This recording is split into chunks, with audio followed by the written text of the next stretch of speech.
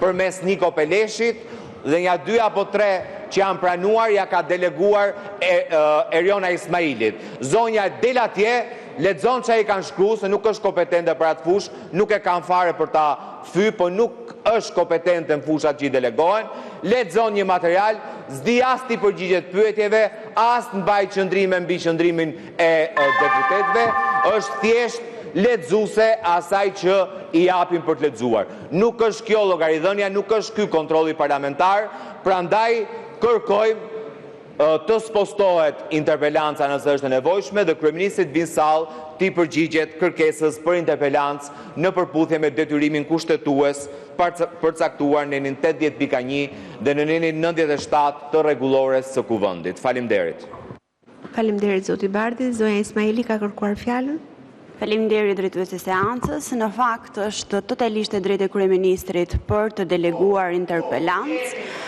Dhe në rast se ju kërkoni dhe bëni kërkesa për interpelanca vetëm sepse kërkoni president kryeministrin është një gjë, dhe në rast se kërkoni të zhvilloni interpelanca mbi çështje të caktuara për të zhvilluar një debat apo diskutim është një gjë tjetër.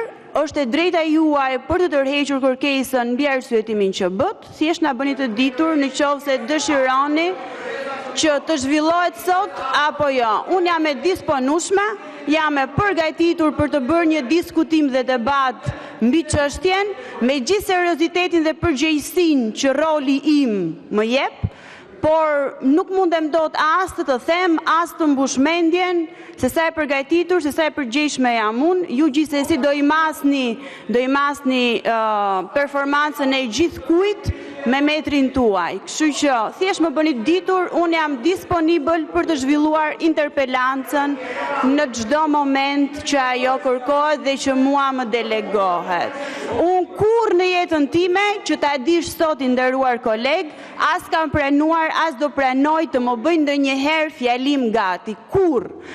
Dhe unë të ftoj aty pas në miqësinë midis 2 kolegësh dhe vërtetoj këtë gjën. Por pak rëndësi ka për ty kjo, sepse ju do vini këtu, do bëni politikën tuaj dhe unë jam shumë e qartë.